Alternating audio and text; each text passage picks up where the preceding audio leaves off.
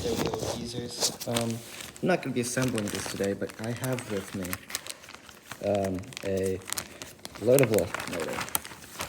So, Aerotech loadable motor. So, there's single use, and those come all assembled, or for the most part assembled. Some of them, especially high power, you put in the delay charge. Then there's reloadable, where you buy the casing, and then you can reuse the casing, you just gotta reload the propellant each time. So loadable, there's only a few Aerotech motors that are loadable, and they're all like G motors, non-high power G motors. And so the reason you get that, one, because it's cheaper, right? I mean, because a composite motor, it requires a lot more manual labor set up to assemble than like a black powder motor, where you just pack the propellant into a tube. You can do that like with like a hydraulic machine or whatever.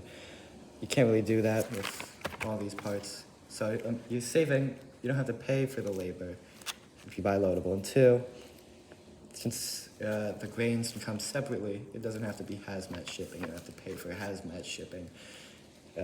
So yeah, that's nice. So I'm not going to assemble this on here, but I will show you what's inside. So here's the casing. It's a nice durable plastic. There's a graphite nozzle in here. Here we got the grain itself. Interestingly, the grain comes in one part, which is surprising to me. I assumed it would come in two parts to avoid hazmat, but I guess maybe this doesn't constitute hazmat shipping.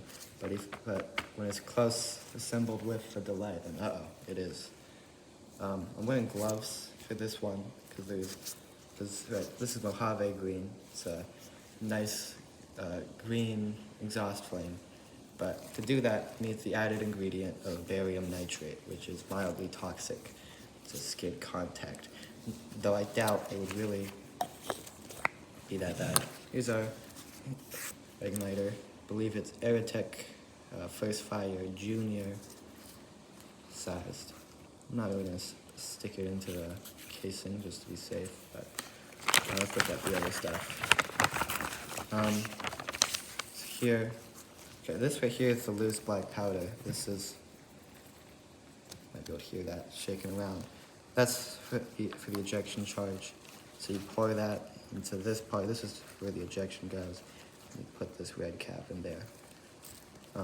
Then, these other parts there for the delay grain, like the spacer, the delay grain itself. I imagine this goes around the delay grain. This rubber band here, that'll hold the igniter in. So you put in the delay grain into here. You have the casing, and then this will just screw on there. Well, I mean, there's also, the other pieces. Here's the O-ring, which you'd rub. You want to put lubricant on here,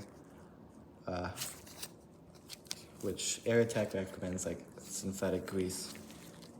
And yeah, and so that's to prevent extra gas from escaping. So it'll go like, I think around here, somewhere here. I forgot, I haven't looked through the instructions, and that'll just prevent, this is all perfectly well sealed, but right here there might be gaps, and so that's there to prevent exhaust from coming out the back, because as you know, ammonium perchlorate composite propellants, instead of black powder it burns linear, so you ignite it from here and it goes this way. This stuff, it burns outwards. So this one, and so it burns outwards, and with that means that there's going to be pressure formed all throughout, which is why you need to have the O-ring. That's why it's also more complex than like a black powder, ST's black powder motor. Yeah. And that's about it.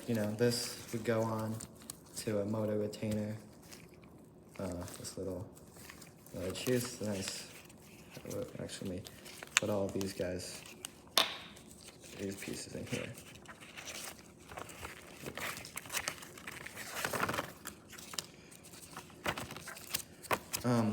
Here's the sticker, which just go around here so you know what motor you're using. Let's look at, let's put the rest of the stuff in here back. Now here is the thrust curve. So, about, yeah, nice, around up to like 20 pounds of thrust. About, yeah. So burns total just under 1.5 seconds. You kind of look at it.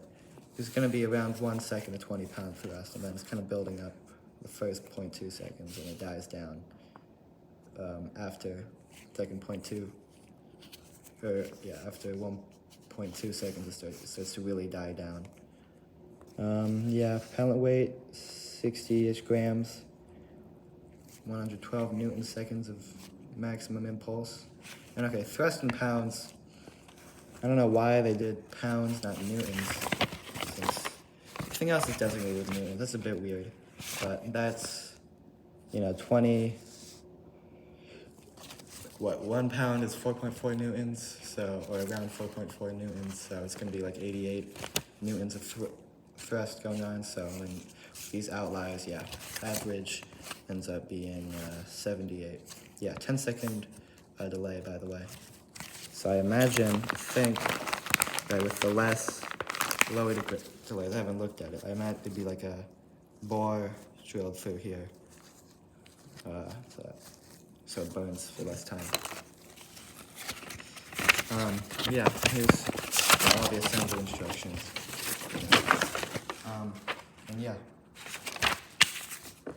that's that. Yeah, what else? Not really much. In case you didn't know, this type of propellant, unlike the STS propellant, that's black powder, you know, that's the oldest rocket fuel, propellant, whatever. This stuff is what they use in like SRBs, aerospace SRBs. Probably not this exact mixture. There's a lot of mixtures that can go with ammonium perchlorate composite, you know, so many different binders and additives. Right? I doubt, yeah, space, you know, like space shuttle SLS SRBs won't have, you know, barium nitrate in there. They don't have green burns. Also, they'd be like, you know, like 110 million times more propellant in like a space shuttle or SLS SRB than one of these. But yeah, so there's that. This is my first time. Well, yeah. There you go.